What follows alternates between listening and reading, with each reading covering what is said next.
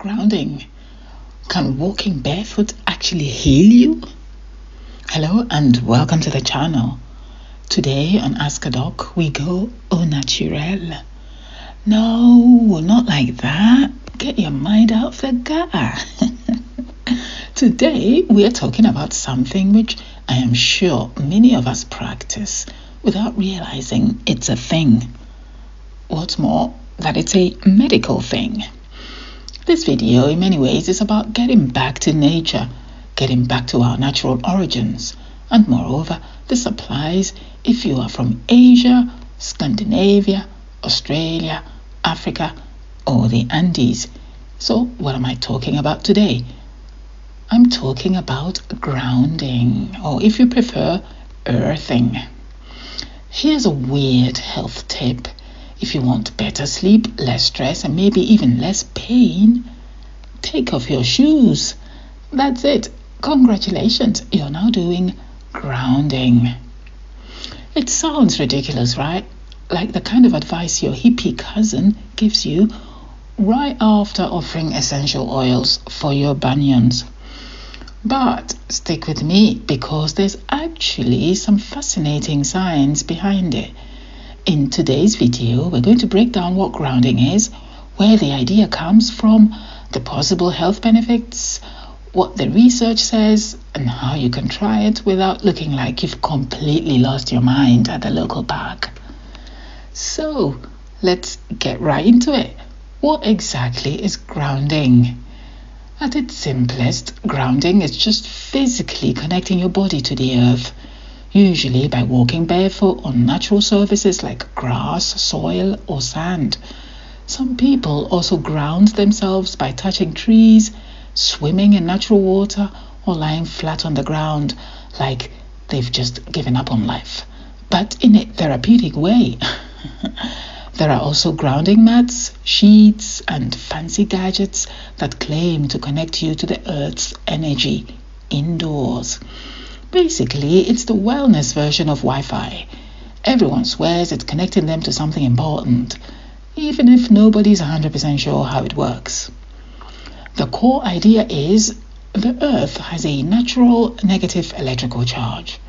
Your body, being conductive, can absorb these electrons when you touch the ground. Supposedly, this helps neutralize harmful molecules in your body, reduce inflammation, and balance your systems. So, in short, you're a giant smartphone and the earth is the world's biggest charger. Just don't try to plug yourself into an outlet. Wrong kind of grounding. Grounding isn't actually new. Humans have been doing it for thousands of years, mostly because, well, shoes weren't really a thing in our distant past. For most of history, we walked barefoot, slept on the ground, and worked outdoors. We were basically grounded 24/7. Then came modern life. Rubber-soled shoes, high-rise apartments, and hours scrolling TikTok in climate-controlled boxes. Basically, we cut the cord with Mother Earth, and now some people think we're suffering from separation anxiety.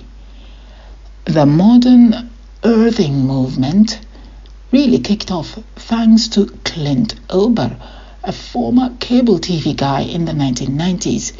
He noticed that electrical systems always had to be grounded to the earth to work properly. Then he thought, wait, what about humans? He started sleeping hooked up to grounding wires and said it changed his health, and the movement grew from there. So, grounding went from being the default human lifestyle to a 21st century wellness hack. Isn't that ironic? We invented shoes, cities, and indoor living, and now we're paying money to walk barefoot again.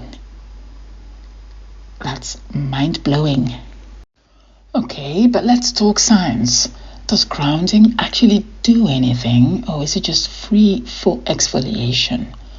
The Earth's surface is electrically charged.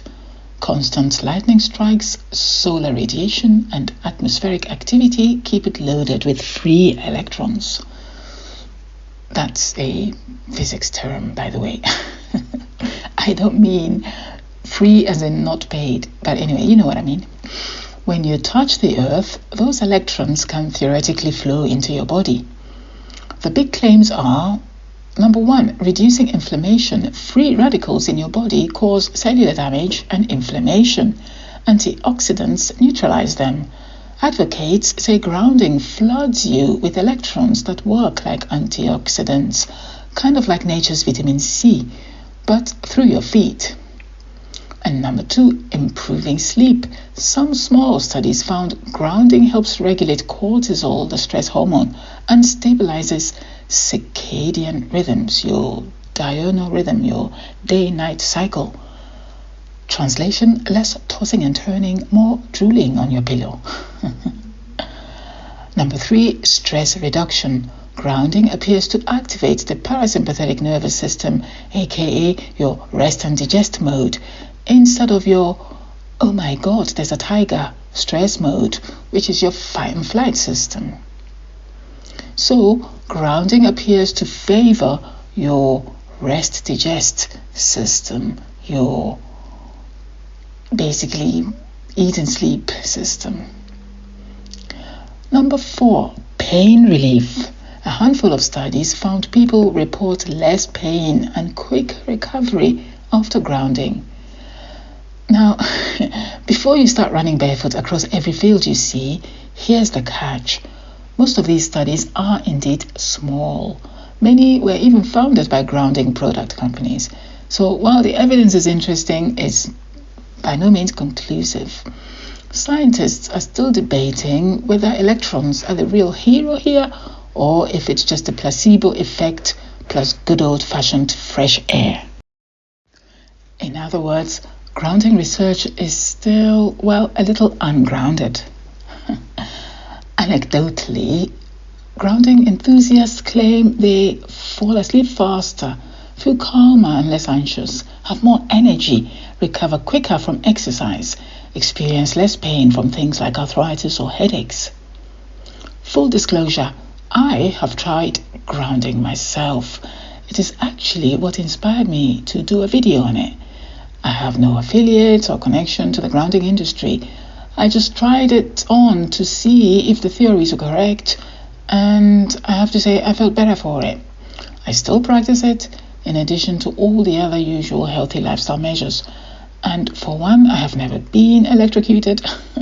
And for two, I actually do get much better sleep with the grounding bed sheets that I have. I occasionally try the walking barefoot thing as well, but only in summer. And I have to say, not only is it relaxing, it is also quite a liberating feeling, which can't be bad for the old mental health, right?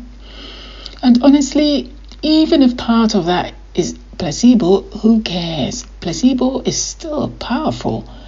If my brain thinks walking barefoot is curing me and my body feels better, guess what? It worked. That's like 2 for 1. Free therapy and free pedicure. And remember, when you're grounding outside, you're not just connecting with electrons. You are also getting sunlight, movement, and time away from screens, whether it's the TV, the computer screen, or perhaps even a mobile telephone screen.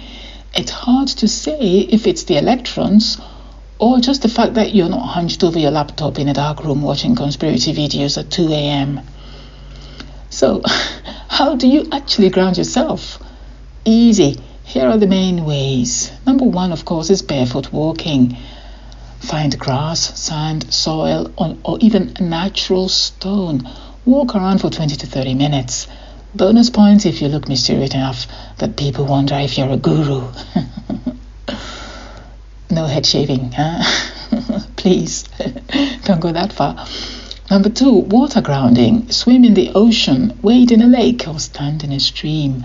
Water conducts electricity, so you're basically bathing in electrons. Or just, bathing. Number three, gardening with bare hands. Dig into the dirt without gloves. It's grounding plus free stress relief, unless you accidentally grab a worm. Number four, grounding equipment. If you're stuck in a city apartment, you can buy grounding mats or sheets. like I have. They connect to the ground port of your home outlet or via a rod outside. Just please don't DIY this by shoving wires into sockets. That's not grounding, that's electrocution. Get correct instructions and apply them very carefully. And the best part, grounding is actually free. You don't need to buy anything other than the grounding mats or sheets if you're going to go down that route. The earth doesn't charge a subscription fee, at least not yet. But hey, give it time. Now let's talk about risks and limitations. Let's clear up a few things here. Grounding is not a magic cure. It won't replace medical treatment. Don't throw away your medications and tell your doctor, don't worry, I've got grass now. And number 2, it's not instant. Some people feel an effect immediately. I'm sure I did, but I can't be sure. It could be just a very good placebo effect on my part. Others feel nothing for weeks. Some just feel dirty feet. Practical issues. If you live in Canada in January, barefoot grounding may give you frostbite before relaxation. So just be sensible, all right? Pick the right season, pick the right atmosphere, pick the right environment. Skepticism is healthy. Science isn't fully convinced yet, so treat grounding as an experiment and not a miracle. Think of it like meditation or yoga.